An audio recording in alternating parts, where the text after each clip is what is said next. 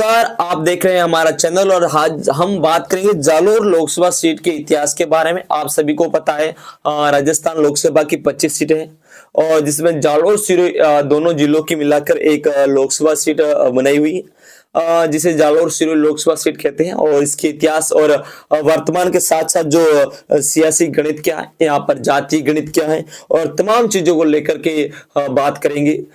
Jalore Lok Sabha seat के इतिहास में अगर आगे बात करें तो जालोर जो कि बाड़मेर जैसलमेर लोकसभा सीट के साथ है, जहां गुजरात की सीमाएं लगती है और यहाँ जहां पाकिस्तान की कुछ हद तक एक सांस्कृतिक जो सिद्ध प्रांत है वहां की सीमाएं लगती हैं।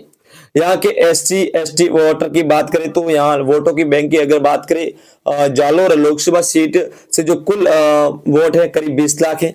लगभग इसमें से एससी के वोटर हैं वो लगभग जो कि कुल वोट का करीब है और जो 19.7% वोट पड़ता है। और उसके बाद एससी एसटी की बात करें तो यहाँ पर 15.8% है जिसको वोट संख्या देखेंगे। जब कुल है लगभग 3,25,000 ज्यादा एससी एसटी के वोटर हैं और इसके अलावा करीब 2 लाख वोट यहाँ पर मुस्लिम वोटर हैं जो कि 9.9% आसपास पड़ता है।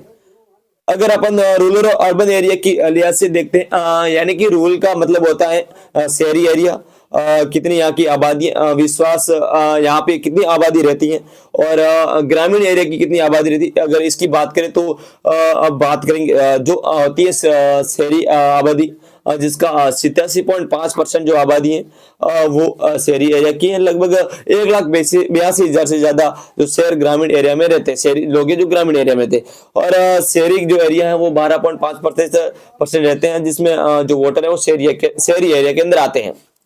और वहां की डेमोग्राफी, वोटर की डेमोग्राफी लेकर अगर बात की जाए तो अब जालोर सिरोही के लोकसभा सीटों के अंदर कौन कौन सी विधानसभा आती है और वहां की क्या गणित है, क्या सभी पता है। राजस्थान की विधानसभा की 200 सीटें हैं विधानसभा की और जिसमें लोकसभा की 25 सीटें हैं। लिहाजा हर लोकसभा सीट विधानसभा की 8 सीटें आती हैं। और जालोर के अंदर जो है वो 5 तो जालोर जिले की खुद की विधानसभा है और 3 विधानसभा सिरोही की है। 5 इसकी ओर से 3 से मिलकर हो गई 8 और 8 में अब बात करते हैं एक लोकसभा क्षेत्र में जिसमें 8 में से जो 3 है जो कांग्रेस के पास है 3 तो, और जो बिनवाल के सीट है इनके अलावा रानीवाड़ा की सीट हो गई और एक सीट हो गई रेवदर की। जो 3 सीटें वो कांग्रेस के पास है। अब बात करें 8 सीटों में से 3 तो कांग्रेस की सीट हो गई और अब पीछे रही 5 सीटें। 5 सीटों में एक सांसुर की है, वो निर्दलीय जीवाराम जी चौधरी वहां के एमएलए उनके पास है। अब जो 4 सीटें रही वो बीजेपी के पास है। 2 सिरोही जिले की बीजेपी के पास में और 2 जालोर जिले की बीजेपी के पास में है। 8 में से 5 सीटें, 4 सीटें बीजेपी की हो गई और एक निर्दलीय की हो गई और 3 हो गई कांग्रेस की सीटें जो इनके पास है। जालोर सिरोही लोकसभा क्षेत्र में पिछले 25 सालों में जो चुनाव हुए उन चुनावों के अंदर बीजेपी या कांग्रेस के में से किस पार्टी को कितने वोट मिले, अगर उस वोट परसेंटेज की बात करें तो और 2008 में से सीधे 2023 की बात की ओर बढ़ते हैं और उनकी ओर बात करते हैं।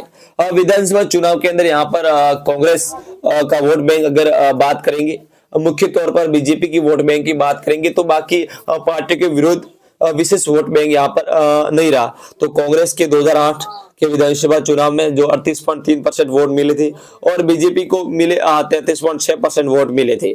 उसके बाद 2009 में लोकसभा चुनाव हुए जिसमें यहाँ पर जो निर्दलीय ने ज्यादा वोट काटा और कांग्रेस और बीजेपी दोनों का वोट परसेंटेज काफी घट गया था। बीजेपी का 33.7% आसपास रहा और कांग्रेस का 19.6% पे आ गया था। और 2013 में विधानसभा चुनाव हुआ जब बीजेपी यहाँ पर हार चुकी थी और ज्यादातर सीटें जीती थी। लिहाजा बीजेपी ने 50% ज्यादा वोट मिले और कांग्रेस ने 35.4% वोट मिले थे।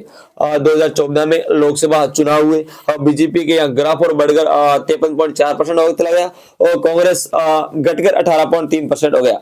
अब 2018 में जब विधानसभा चुनाव हुए तो कांग्रेस 33.7% पर वोट मिले और बीजेपी को 44.4% वोट मिले थे।